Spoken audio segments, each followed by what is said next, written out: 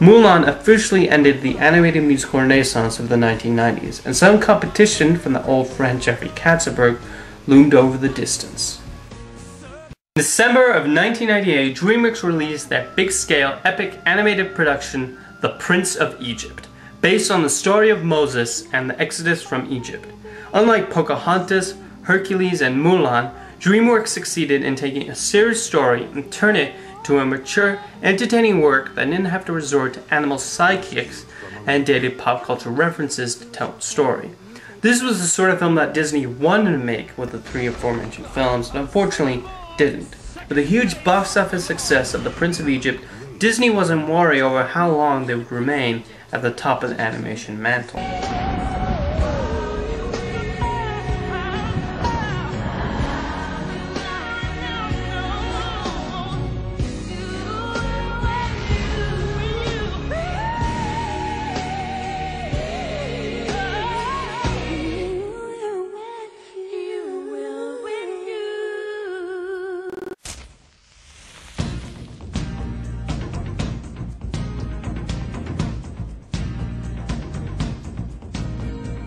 However, in 1999, they managed to get back on top with the release of Tarzan.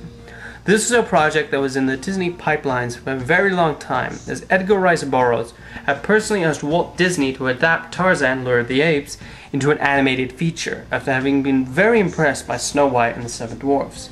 After many years of different live-action interpretations of the story, it was Disney's turn, and while not one of their strongest films, Tarzan still packed a punch.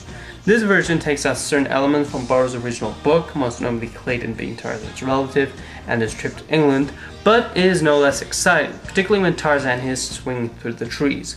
With a combination of Glen Keane's animation and a new computer program called Deep Canvas, they managed to successfully have Tarzan swinging and surfing through the trees in a way largely inspired by pro skateboarder Tony Hawk.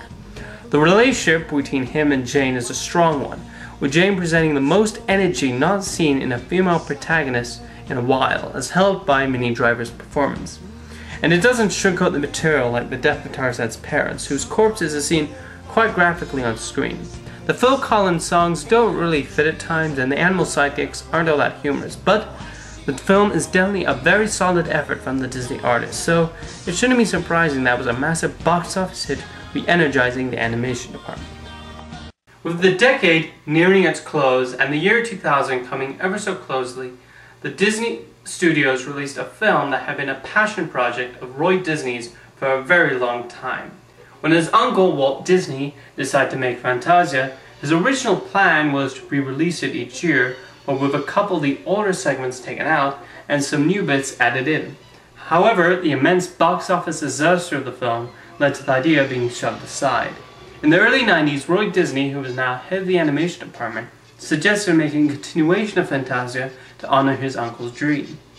After many years of production, Fantasia 2000 was officially released on IMAX screens on December 31st, 1999. At the time, the big screen IMAX complex had been only used for short documentaries, but Disney decided to take the chance and have a full-length feature screened on IMAX, and the result was an absolute splendor, and something that not even DVD has been able to replicate quite so close. In keeping with Walt's original idea, the most popular segment from Fantasia, The Sorcerer's Apprentice, was kept in. In regards to the new segments, while very little of the surrealism from the original is found here, a lot of the new musical shorts featured here are very impressive. Two segments animated entirely on computer, Pines of Rome and The Steadfast Tin Soldier, are both impressive, both in how they connect with the music and how they fit seamlessly with the hand-drawn segments. There are also two humor segments done in classic Disney style. The Carnival of the Animals features a flamingo who has a fascination with his yo-yo, and Pomp and Circumstance starring Donald Duck as the underappreciated assistant in the Noah's Ark story.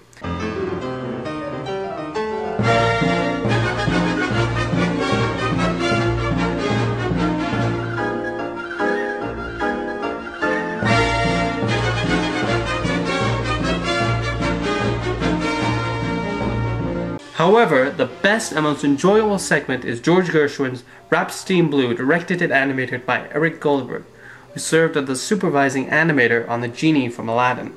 The beautiful, lush use of colors and humorous sight gags, combined with the music, make this the most entertaining part of all of Fantasia 2000, which is an otherwise impressive film from start to finish.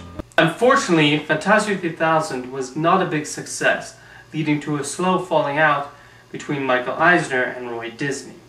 In the next look back, I take a look at the start of Disney's work in the early 2000s, and if you thought The Prince of Egypt was the biggest competition the studio would ever get, let me just say Katzenberg had something else up his sleeve that would really make Disney sweat.